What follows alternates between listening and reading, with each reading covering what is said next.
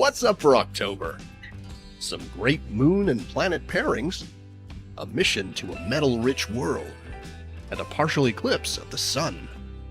On October 2nd, the moon rises a couple of hours after sunset, appearing super close to the Pleiades star cluster.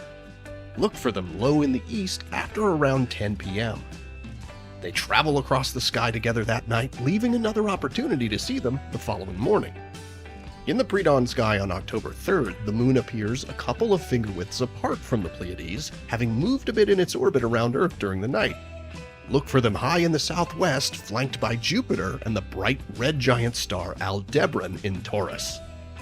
On October 10th, look for Venus in the east before sunrise, accompanied by a slim crescent moon. And in between them, the bright heart of Leo the Lion, bluish-white star Regulus.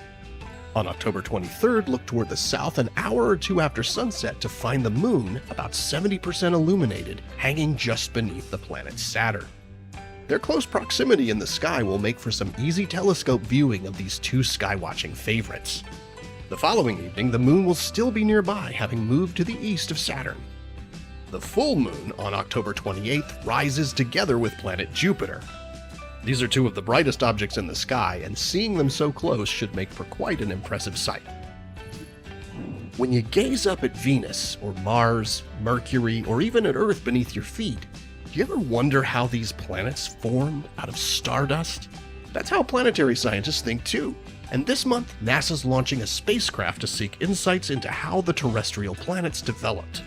NASA's Psyche spacecraft is planned to launch in October on its multi-year journey to an asteroid of the same name. It's the first mission to a metal-rich asteroid, which could be part of the interior of a planetesimal, a building block of a rocky planet.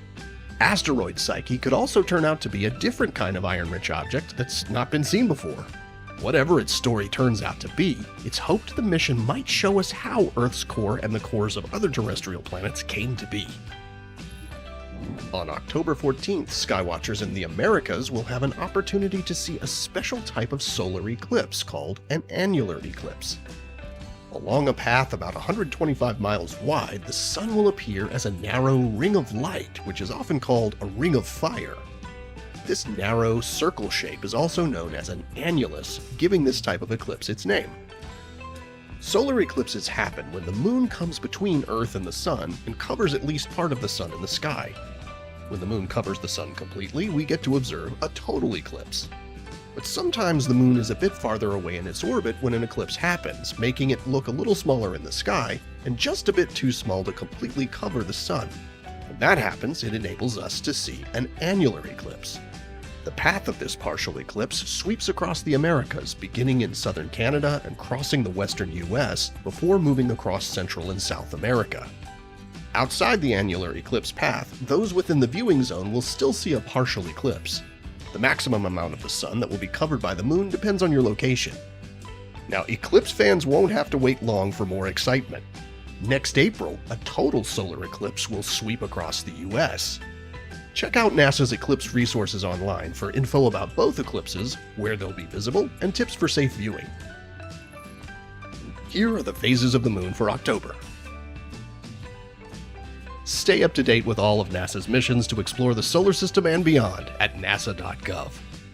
I'm Preston Dykes from NASA's Jet Propulsion Laboratory, and that's what's up for this month.